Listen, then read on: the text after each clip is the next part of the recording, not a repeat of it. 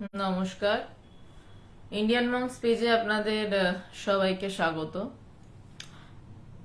আলোচনা আজকে যোগা বাশিষ্ঠ সার থেকে উপাদান কারণ কয় প্রকার এবং কি কি সেটা নিয়ে আজকে আলোচনা।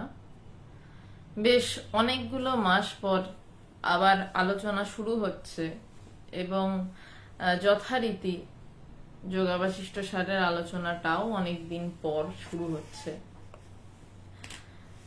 স্বামী শিষ্য সংবাদ, স্বামীজি তার শিষ্যের সাথে কথোপকথন কথা বলছেন। রাকিবুল হাসান প্রণাম, সৌরভ প্রণাম, অপু প্রণাম, সূর্যকান্ত রায় গুড ইভিনিং। এখন গুড নাইটের টাইম চলে এলো, তবুও রীতি গুড ইভিনিং বলেই শুরু করা। Thank you. তো যেটা বলছিলাম যে স্বামী শিষ্য সংবাদ, গুরুর সাথে শিষ্যের কথোপকথন।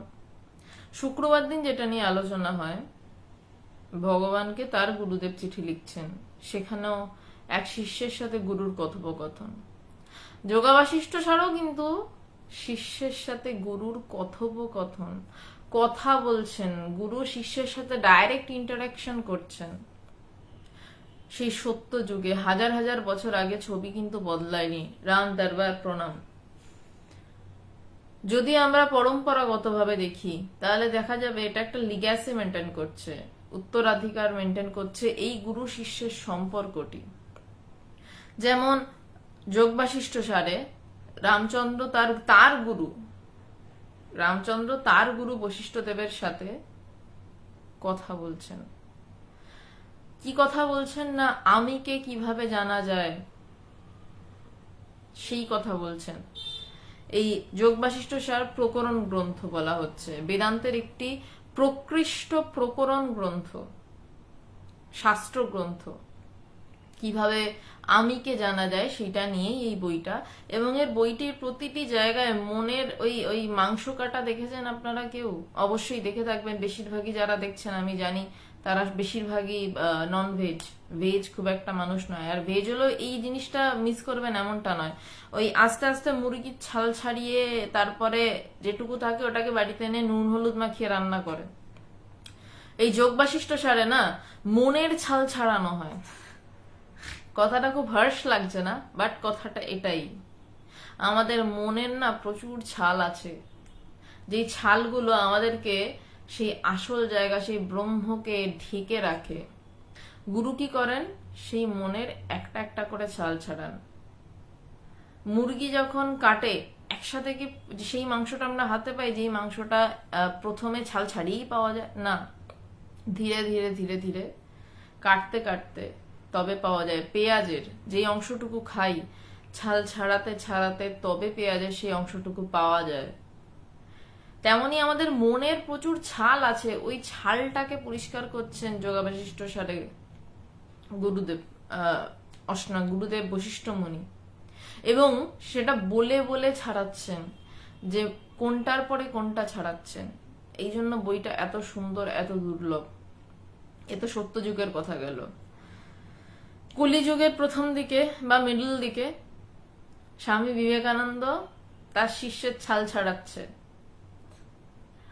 শরৎচন্দ্র চক্রবর্তীর, নানান ভাবে, কখনো ধমকে, কখনো বকে, কখনো ভালোবেসে। বেদান্ত সাধনা আমার গুরুদেবের মনের যে ছাল সেটা নাশ করছেন তার গুরুদেব। আমার গুরুদেব তো একটু অন্যরকম ভাবে বললাম, আসল কথা বলতে গেলে বলতে হয় আমার গুরুদেবের মনের ছাল ছাড়াচ্ছিলেন। যেটা সত্য সেটাই, ছাল ছাড়াচ্ছিলেন স্বামী পবিত্রানন্দ মহারাজ, তার গুরুদেব, ভগবানের গুরুদেব। ভগবানের মনে যেটুকু ছাল অবশিষ্ট পড়েছিল সেইগুলোকে সেই চিঠির মাধ্যমে এক এক করে ওড়াচ্ছিলেন। এবং ভগবান সেই চিঠি নিয়ে, চিঠিগুলো যেত পুরুলিয়া জনাই থেকে, ভগবান আসামে তার রেলওয়ে কোয়ার্টার্সে সেই চিঠি নিয়ে সমাধিস্থ হয়ে পড়ে থাকতেন। সমাধিস্থ হয়ে পড়ে থাকতেন সেটা পরের দিকে। প্রথম দিকে সেই চিঠিগুলো নিয়ে ধ্যানে ডুবে থাকতেন, ওই চিঠিগুলো ছাড়া অন্য কোনো বই দেখতেন না। এই এক গুরু শিষ্যের কথোপকথন। সুতরাং গুরু শিষ্যের কথোপকথন ছাড়াই ব্রহ্মজ্ঞানের আগুন জ্বলে ওঠা বড় কঠিন। দেখা যাচ্ছে যে কোনো যুগেই কোনো কালেই সেই অনুভূতির জন্য বিবেক চূড়ামণিতেও যদি যান, ওটা নিয়ে আমি আলোচনা করি না সাধারণত, বিবেক চূড়ামণিতেও যদি যান তাহলেও দেখতে পাবেন বিবেক চূড়ামণি গুরু শিষ্যের কথোপকথন, শিষ্য গুরুর কাছে এসছে, গুরু শিষ্যকে বোঝাচ্ছেন। তেমনি আজকের কথোপকথনের যে বিষয় সেটা হচ্ছে মূল উপাদান কয়টি এবং কি প্রকার। আমি যোগ বাশিষ্ঠ সার শুরু করছি, তার আগে একটু সবার সাথে ইন্টারাকশন করে নিচ্ছি, কারণ এটা শুরু হলে মাঝখানে আর থামা বা কিছু বলাটা খুব মুশকিল। সৌরভ দেবনাথ প্রণাম, সূর্যকান্ত রায়, আচ্ছা আপনার সাথে হয়ে গেছে কথা। লোকনাথ মন্ডল নমস্কার, শৈবাল বাবু প্রণাম, রাজেন্দ্র রোজ প্রণাম, অঙ্কিতা দাস জয় ভগবান, দেবব্রত মজুমদার জয়রাম, কাজল কান্তি দেব প্রণাম, সোমনাথ দাশগুপ্ত প্রণাম, প্রণয় সেন প্রণাম। বেশ, আমি যোগ বাশিষ্ঠ সারে প্রবেশ করছি। আমি চেষ্টা করছি আমার সাধ্য মতন যেভাবে পারা যায় ব্যাখ্যা করতে। যেই জায়গাটায় ব্যাখ্যা করছি সেই জায়গা সংক্রান্ত যদি একমাত্র কিছু অসুবিধা হয় তাহলে দয়া করে আমাকে অবশ্যই জানাবেন, কিন্তু তার বাইরে কিছু প্রশ্ন থাকলে আলোচনা শেষে জানাবেন, অবশ্যই জানাবেন আলোচনা শেষে, কারণ আমি যেই বিষয়তে যাচ্ছি সেই বিষয়ের বাইরে আমি এই মুহূর্তে বেরোতে চাই না। আশা করি বোঝানো গেল।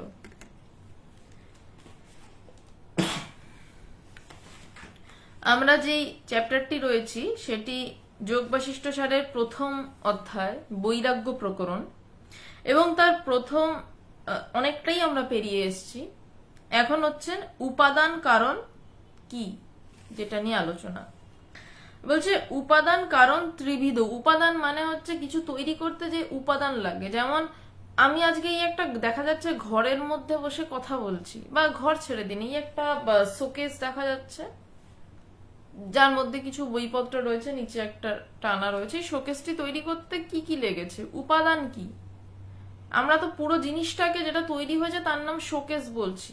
তৈরি কি দিয়ে হয়েছে? দেখা যাচ্ছে একটা কাঠ আছে, নিচে একটু প্লাইউড আছে, উপরে কাঁচ আছে, এবং সেগুলোকে ধরে রাখার জন্য স্টিলের কিছু বিমস রয়েছে, অ্যান্ড নিচের যে প্লাইটা রয়েছে ওটাকে টানার জন্য কিছু প্লাস্টিক রয়েছে। তাহলে এর উপাদানগুলো কি কি হচ্ছে? এর উপাদানগুলো হচ্ছে এই কাঁচটার কাঠ, প্লাইউড, কাঁচ, এবং ওই যেটাকে দিয়ে টানা হচ্ছে প্লাস্টিকের সেই জিনিসটা, এবং সেটাকে তারপর কাটিং করে ঠিকভাবে বসাতে হয়েছে। এইগুলো হচ্ছে এই শোকেসটার উপাদান কারণ। এই সবকিছুকে নিয়ে আমরা একটা শোকেস বলছি। ভিতরের বইগুলো তো আছে। তো তেমনি আমাদের উপাদান কারণ কি? উপাদান কারণ ত্রিবিধ: আরম্ভ, পরিণাম এবং বিবর্ত। প্রথমে যেটা বলছে আরম্ভ একটা কিছু শুরু হচ্ছে, শুরু হতে কি লাগছে? বহু মৃৎকণিকা সংযোগে পূর্বে অবিদ্যমান ঘটের উৎপত্তির ন্যায় বহু অণুর সংযোগে পূর্বে বিদ্যমান জগতের উৎপত্তি হয়। পূর্বে অবিদ্যমান জগতের উৎপত্তি হয়। ইহাই ন্যায় বৈশেষিক শাস্ত্র কথিত আরম্ভবাদ। অনেকগুলো রকমের শাস্ত্র রয়েছে, এখানে ন্যায় শাস্ত্র মতে কথা বলা হচ্ছে, ন্যায় বৈশেষিক মতে। তো বলছে বহু মৃৎকণিকা সংযোগে। আমরা মাটি দেখি একটু ঝুড়ে ঝুড়ো ঝুড়ো পড়ে যাচ্ছে, বা মাটি কোপানো হয়, কিন্তু ওইটা কোপানোটা কি হচ্ছে? বহু মৃৎকণিকা, বহু মাটির কণিকা একসাথে সংযোগ হচ্ছে। বলছে বহু মৃৎকণিকা সংযোগে পূর্বে অবিদ্যমান ঘটের উৎপত্তির ন্যায়। যে পূর্বে যেই ঘরটাকে দেখা যাচ্ছিল না সেই ঘরটা যেমন উৎপত্তি হয়, বহু মৃৎকণিকা মানে বহু মাটির কণাকে একসাথে করে একটা ঘট তৈরি হচ্ছে। অনেক মাটির কণাকে একসাথে করে আমি বলছি এটার নাম ঘট। অনেক স্টিলের কণা একসাথে করে বলছি যে এটার নাম হাড়ি, মাটির হাড়ি না স্টিলের হাড়ি।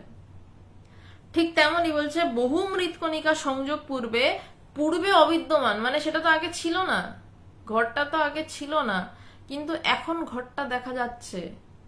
পূর্বে বহু মৃৎকণিকা সংযোগে পূর্বে অবিদ্যমান ঘটের উৎপত্তির ন্যায়, এরকমই বহু অণুর সংযোগে পূর্বে অবিদ্যমান জগতের উৎপত্তি হয়।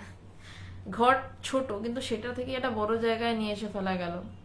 বলছে পূর্বে বহু অবিদ্যমান অণুর সংযোগে যেই জগৎ ছিল না, যা দৃশ্যমান জগৎ ছিল না, সেই জগৎটার উৎপত্তি ঘটছে। এটাই ন্যায় বৈশেষিক শাস্ত্র কথিত আরম্ভবাদ।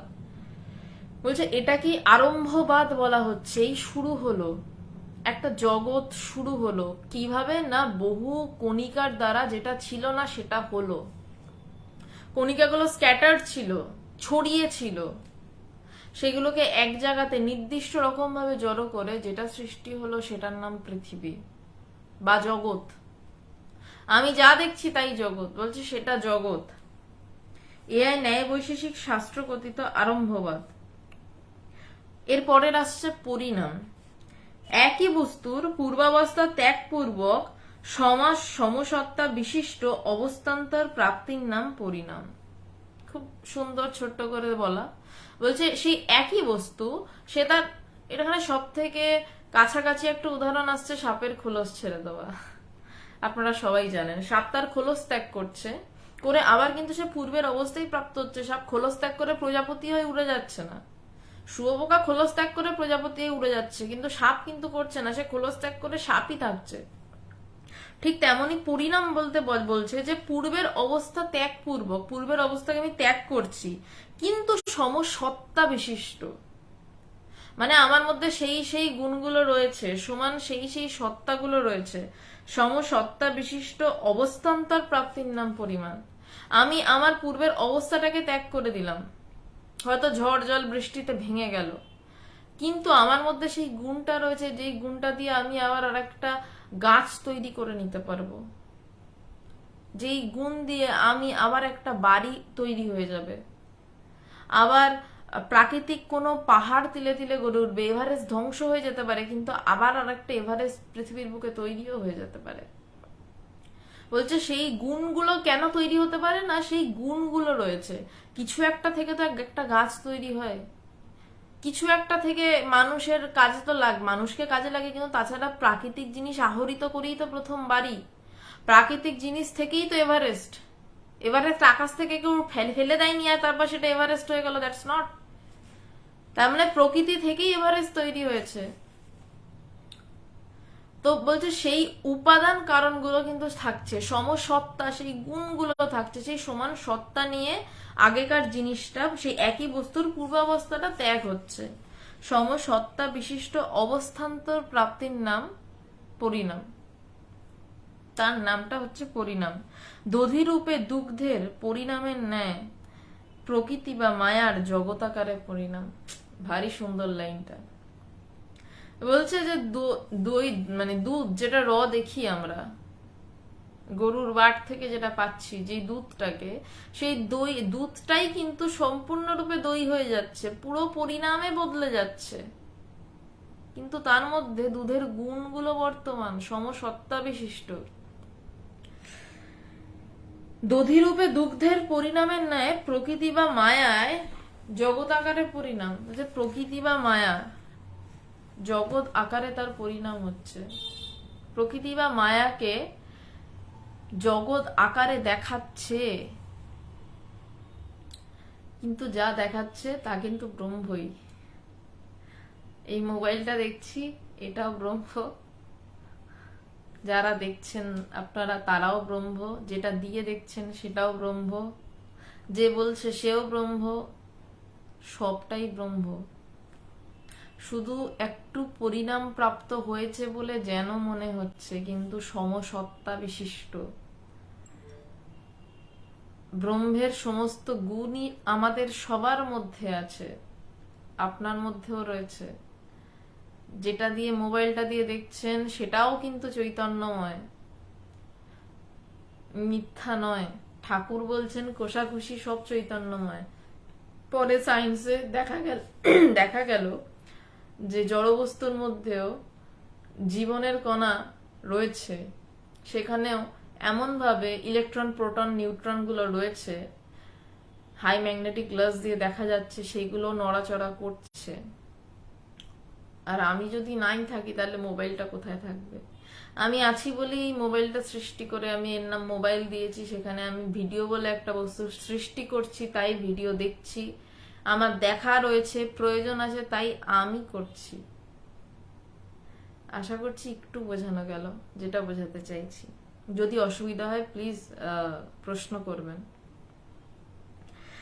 বলছে দধি রূপে দুগ্ধের পরিণামের ন্যায়, বলছে দই রূপে দুধ যেভাবে পরিণাম প্রাপ্ত হয়, তেমনি প্রকৃতি বা মায়া জগৎ আকারে দেখা যায়। বলছে তেমনি প্রকৃতি বা মায়ার জগৎ আকারে পরিণাম, ইহাই সাংখ্য শাস্ত্র মতে পরিণামবাদ। তাহলে প্রথমে কি হলো? আরম্ভবাদ, যে অনেক কিছুকে এক জায়গায় এনে একটা জগৎ সৃষ্টি হচ্ছে। এরপর আরম্ভবাদ কি হচ্ছে না, সেই জগৎটাকে আমরা কিভাবে দেখছি। কেউ জগৎটা যখন আনন্দে আছে বলছে আহ এর নাম জগৎ, কি দুর্দান্ত, চলো ফুর্তি করি। কেউই জগৎটায় বলছে বাহ সুন্দর জায়গা পাওয়া গেছে, চলো ধ্যান করি, ধ্যান করে নিজের স্বরূপ জানি। যে জগৎটাকে যেভাবে দেখছে মায়া দিয়ে, সে সেইভাবেই দেখছে। এবার হচ্ছে বিবর্ত, একটু টাফ আছে, একটু মন দিয়ে শুনবেন প্লিজ।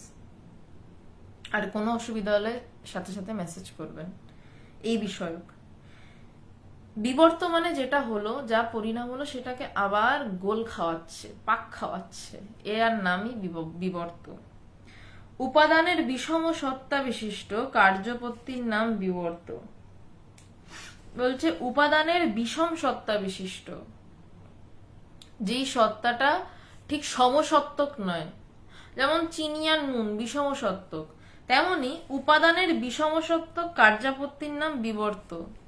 বিষম সত্ত্বক যে কাজগুলো হচ্ছে, মানে অপোজিট কাজ যে হচ্ছে, তার নাম বিবর্ত। যেমন রজ্জুরূপে স্থিত বস্তুর ভ্রান্তিবশত সর্পরূপে প্রতীতির নাম বিবর্ত। আমি একটা এটা বহুল প্রচারিত উদাহরণ আমি কোটিবার বলে ফেলেছি, আরো কয়েক কোটিবার যতবার বেঁচে থাকবো বলবো, কারণ এটা বেদান্তের একটা দারুণ উদাহরণ। যেটা দড়ি পড়ে আছে, সামনে দিয়ে যেতে গিয়ে সেটাকে সাপ ভেবে সাপ সাপ বলে চিৎকার চেঁচামেচি করে লাফালাফি করছি আমরা, এবং সাপ বলে ভয় পেয়ে ফেলছি।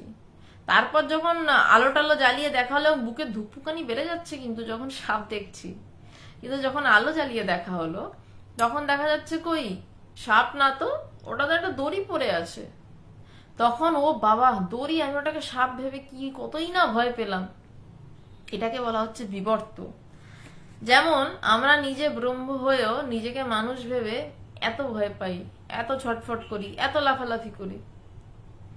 মানুষ ভেবে লাফালাফি করি না, মানুষ ভেবে বিভিন্ন সমস্যাকে সামনে আসে আমাদের, এবং আমরা আনি টেনে সমস্যাগুলোকে, এবং সেই সমস্যার সমাধান করতে আমরা লাফালাফি করে মরি। তাই বলছে উপাদানের বিষম সত্তা বিশিষ্ট কার্যাপত্তির নাম বিবর্ত। যেমন রজ্জুরূপে স্থিত বস্তুর ভ্রান্তিবশত সর্বরূপে প্রতীতির নাম বিবর্ত। যেমন রজ্জুরূপে স্থিত বস্তুর, রজ্জুরূপে যেই বস্তু স্থিত সেটা কিন্তু রজ্জুই, সে কিন্তু দড়ি, যে সেই বস্তুটাকে ভ্রান্তিবশত সর্পরূপে যে ভাবা হচ্ছে, এটার নাম বিবর্ত। আসলে এই জগৎটা ব্রহ্মই, আমিও ব্রহ্মই, আমি নিজেকে তৃষিতা সেন ভাবছি, এটার নামই বিবর্ত। আমি এই জগৎটাকে পৃথিবী বলে নাম দিয়ে ভাবছি, এখানে এটা এর দেশ, ওটা ওর দেশ, এখানে যুদ্ধ হবে, এই বিবর্ত। আদপে চোখের দেখা যায় হচ্ছেও, কিন্তু একটা সেনা ছাউনিতে একজন প্রবল যুদ্ধের মধ্যে যখন একটা সেনা ঘুমিয়ে পড়ে, ঘুমিয়ে তার প্রিয় বাচ্চাটার মুখ স্বপ্নে দেখে, তখন কোথায় থাকে যুদ্ধ? তখন তো একটা আনন্দের প্রান্তর খেলা করে। সে উঠে বলছে যে ও আচ্ছা আবার যুদ্ধ, তাহলে তার কোন স্টেটটা সত্যি? সে মেয়ের সাথে খেলা করছিল এবং আনন্দ পাচ্ছিল, নাকি সে যুদ্ধে যাওয়ার জন্য আতঙ্কিত যে আর আমার মেয়ের সাথে হয়তো দেখা হবে কি হবে না? সেটা সত্য, কোনটা সত্য? বলছে যেই সত্তা চুপচাপ ওই মেয়েকে আদর করাটাও দেখেছে, আবার যে সত্তা উঠে যুদ্ধেও যাচ্ছে, তার পিছনের যেই সত্তা, তার কথা বলা হচ্ছে, বাকি সবটাই বিবর্ত। আশা করছি বোঝাতে পারছি। আব্দুল আলিম, আমারও ঈদ মুবারকের শুভেচ্ছা নেবেন, প্রণাম। আমি শেষেই কমেন্টগুলো দেখছি।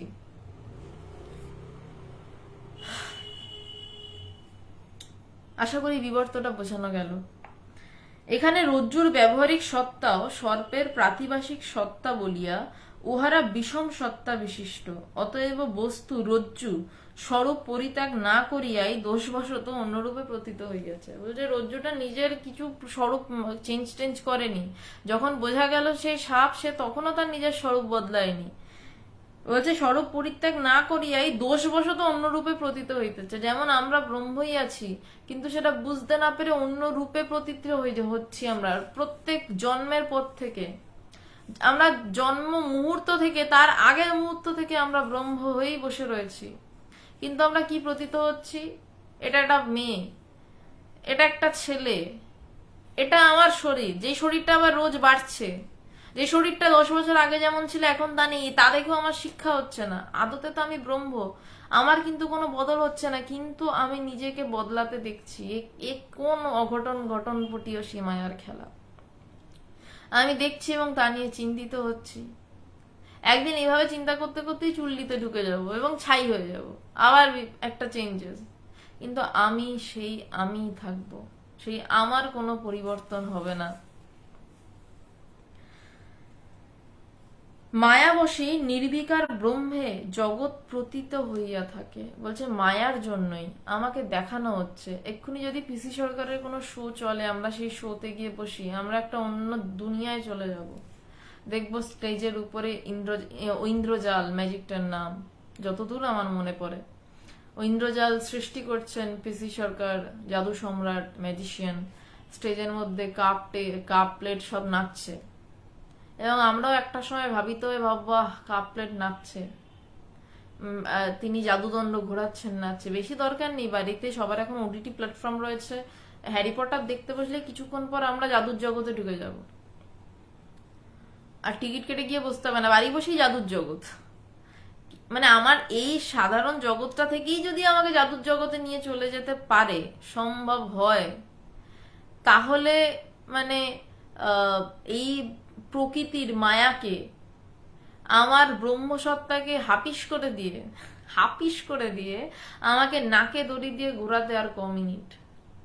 আমি নিজেই যদি একটা সিনেমা দেখি নাকে দড়ি দিয়ে ঘুরতে থাকি, তাহলে এই ব্রহ্মসত্তাকে নাকে দড়ি দিয়ে ঘোরাতে আর তার ক মিনিটই বা সময় লাগে।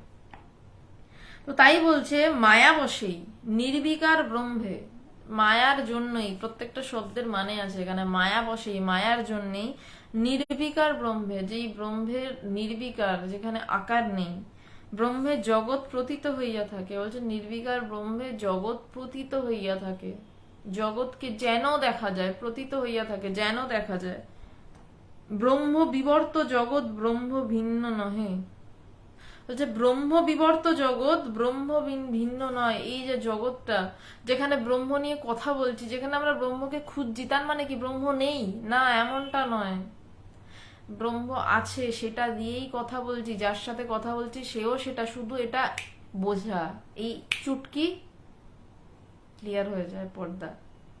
এই গুরুর এক চুটকিতে পর্দা উঠে যায় এবং দেখা যায় যে সব একাকার, কোথাও আলাদা কিচ্ছু নেই, সব একাকার, কোথাও ভিন্ন বলে কিচ্ছু হয় না। বলছে অতএব এক ব্রহ্মই সদা বিরাজমান থাকে, বিবর্তবাদে কার্য একটি মিথ্যা প্রতীতি মাত্র। বলছে বিবর্তবাদে এই যে ব্রহ্ম বলে বুঝতে পারছি, বলছে এখানে কি কাজটা করা হচ্ছে, এখানে কোনো কাজ নেই আসলে। বলছে এটা একটা মিথ্যা প্রতীতি, এটা মিথ্যা হচ্ছে একটা, আমরা কাজ করি। আমরা, কারণ দড়িটা কিন্তু পরেই ছিল, সেখানে কোনো দড়িটার গায়ে চোখ নাক মুখ এঁকে সেটাকে সাপ বলে ভয় পাওয়ানো হয়নি, দড়িটা পড়েছিল, তাকে এমনি সাপ বলে ভয় পেয়েছি। তেমন আমি ব্রহ্মই আছি, তাকে এমনি আমি মানুষ বলে ভয় পাচ্ছি। আমি এমনি ব্রহ্মকে মানুষ বলে ভয় পাচ্ছি। তাই বলছে বিবর্তবাদে কাজটাও একটা মিথ্যা প্রতীতি, কাজ বলেও কিছু হয় না, কার্যবশত কোনো কালেই হয় নাই। বলছে কার্যবশত কোনো কালেই হয়নি, এই কালে তো হয়নি, মানে ভবিষ্যৎকালে তো হবেও না, আর অতীতকালেও হয়নি। ইহাকেই অজাতবাদ বলা হয়েছে। অজাতবাদের সমাধি যে সমাধি স্তর রয়েছে তার মধ্যে সব থেকে উঁচু স্তরের সমাধি অজাতবাদের সমাধি। যে সমাধিতে গেলে সাধারণ মানুষ আর ফিরে না, বলছে যে কেন ফিরবে, জগতে আছেটা কি ফিরবে, সে তো বুঝতেই পারছে জগতই নেই, অজাত, যা জাতই হয়নি।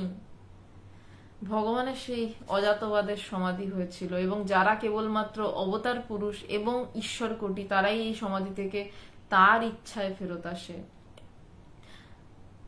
এক ইচ্ছাময়ী রয়েছেন, তার ইচ্ছায় ফেরত আসে। সেই শক্তির কথা কালকে পরশুদিন নাগাদ স্বামী শিষ্য সংবাদে কিছুটা হালকা আলোচনা হয়েছে, ওটা নিয়ে বেশি আলোচনা করতে চাইও না, যেতেও চাই না। মা যে জায়গায় আছে সেই জায়গায় থাক, তার ইচ্ছায় ফেরত আসে। ভগবানের 1984 সালে এই অজাতবাদের সমাধি হয়েছে, যেখানে যেই সমাধিতে অনুভূত হয় যে এই জগতের কোনো অস্তিত্বই যে সমাধিতে থাকে না, এই জগৎ তৈরি হয়নি, সেই সমাধিতে জগতের অস্তিত্বই নেই, জগতই নেই। কোথায় জগৎ? বিবেক চূড়ামণিতে এই সময় বদলে যায়, এই অনুভূতিগুলো বদলায় না। বিবেক চূড়ামণিতে যখন শিষ্যের জ্ঞান লাভ হচ্ছে, সমাধি হচ্ছে, তখন শিষ্য গুরুকে বলছে কুত্রা লীনা মিদাং জগৎ, এই জগৎ কোথায় চলিয়া গেল।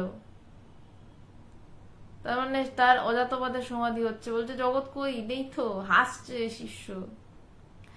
ভগবানের তো সেই সমাধি আমার দেখার সৌভাগ্য অবশ্যই হয়নি, পরে চিঠিপত্র লেখা পড়েছি। ভগবানকে জগৎ কোথায় বলে হো হো করে হাসতে দেখেছি। আমার এক গুরুগণ, তাকে যখন সে জ্ঞান লাভের পরে ভগবান তাকে জিজ্ঞাসা করেন কিরে জগৎ কোথায়, সে তখন হো হো করে হাসতে হাসতে বলে কোথায় জগৎ। তো যেই জ্ঞানে জগৎ থাকে না, যেই জ্ঞানে জগতের কোনো অস্তিত্ব থাকে না, অস্তি মাত্রই উড়ে যায়, সে তাকেই বলা হচ্ছে অজাত, যা কখনো জাতই হয়নি, যার জন্মই হয়নি। যে ইহাকেই অজাতবাদ বলা হয়। বিবর্তবাদী অজাতবাদে পর্যবসিত হয়। বলছে বিবর্তবাদটাই অজাতবাদে পর্যবসিত হয়, অজাতবাদে এসে শেষ হয়। এই যে দড়িটা কোনো কালেই সাপ ছিল না, দড়িটা দড়িই ছিল, এটা যেই মুহূর্তে বোঝা সেই মুহূর্তে সাপের যাবতীয় ভয়, সাপ কিলবিল করবে সেই ভয়, সাপ গায়ে উঠে পড়বে সেই ভয়, সাপ কামড়ে দিয়ে মৃত্যু ভয়, সব একসাথে অপসারিত, এক ঘায়ে সব শেষ। যখনই জানছি দড়িটা দড়ি, কোনো সাপ নয়। আজকে যোগ বাশিষ্ঠ সার এই অবধি থাক, এর পরেরটা অন্য জায়গায় মানে অন্য রকম রয়েছে, তো ওই জায়গাটায় যেতে গেলে আরো 1-1.5 ঘন্টা সময় লাগবে। শুক্রবার দিন আবার বেদান্ত সাধনার কত নম্বর চিঠি আমিও ভুলে গেছি, এতদিন পর আসছি, দেখতে হবে। ভগবানের কে লেখা, ভগবানকে লেখা, আমার গুরুদেব ভগবানকে লেখা, তার গুরুদেব স্বামী পবিত্রানন্দ মহারাজ, যিনি সারদা মায়ের সন্ন্যাসী শিষ্য, স্বামী কৃষ্ণানন্দজির শিষ্য, তিনি ভগবানকে এই চিঠিগুলো লিখেছেন। এবং যেই চিঠি পড়ে সাধনা করতে করতে ভগবানের এই অজাতবাদের নির্বিকল্প সমাধিতে ভগবান তার আসামের রেল কোয়ার্টারে ডুবে গেছিলেন, গুরু পুরুলিয়াতে ভগবান তার চিঠি নিয়ে ডুবে যাচ্ছেন আসামের রেল কোয়ার্টারে। যদি চাইলে মানুষ কি না করতে পারে। অশোক বাবু ওম নমঃ নারায়ণা, চাইলে মানুষ কি করতে পারে, চাইলে মানুষ ভগবান হতে পারে। শুধু আমার গুরু ভগবান তা নয়, চাইলে প্রত্যেকটা মানুষ নিজের ভেতরে সেই ভগবান সত্তাকে উদ্ঘাটন করতে পারে বেদান্তের দিক থেকে। আজকে তাহলে এই অবধি থাক। কারোর কিছু প্রশ্ন থাকলে এবার অবশ্যই করতে পারেন, বা আজকের মধ্যে থেকেও যদি কিছু প্রশ্ন থাকে। আখতারুল ইসলাম, আপনি কি বলছেন? আপনি ইংলিশটা ঠিকভাবে লিখতে পারছেন না, আপনি বাংলাতেই বলুন বরঞ্চ। নীল আকাশের তীরে হাই হায়ার, আপনি কি বলছেন জানি না। রবি রায় প্রণাম। স্বাতী সেনগুপ্ত প্রণাম। মনিকা ইসলাম কি বলছেন জানি না। পার্থবাবু প্রণাম। অপুচন্দ্র বর্মন নমস্কার। সাধনা মণ্ডল প্রণাম। উষারঞ্জন প্রণাম। Rezaul Molla, I want to chat with you. না, আমি ওভাবে চ্যাট করি না। কিছু যদি প্রশ্ন থাকে আপনি বলতে পারেন। আব্দুল আলিম, বাড়ি অনেক কথা জমে আছে, বলবো তোমায় আমি না, আসলে তোমার সাথে আর কোনোদিনও কি বলতে চাইছেন আমি বুঝছি না। অমিত দত্ত, তোমার বাড়ি ঠাকুরপুকুরেতে, 22 বিঘাতে। না, আমার বাড়ি ঠাকুরপুকুর নয়, 22 বিঘা আমার কোনো বাড়ি নেই, আমি এত বড় লোক নই। অমিত দত্ত কি আমি জানি না। আপনি ডিলিট করলাম আপনার কমেন্ট, অযথা কমেন্ট রাখাটা বিরক্তিকর। অমল রয়, হাই। শাশ্বতীদি, প্রণাম। জুবের আহমেদ, ভালো আছি ভাই, গুড নাইট। বেলি রোজ, প্রণাম। অশোক বাবু, ওম নম নারায়ণা। শাশ্বতীদি, প্রণাম। কৌশিক দত্ত, এখন শুভরাত্রি বলাই যায়, শুরুর সময় শুভ সন্ধ্যা ছিল। স্বামীনাথ, প্রণাম। মোহাম্মদ আজিরুল ইসলাম, হাই। সঞ্জয় দাস, সুন্দর ডেসক্রিপশন, বেশ আপনার সুবিধা হলেই সুন্দর সেটা। গৌতম সাহা, শুভ সন্ধ্যা।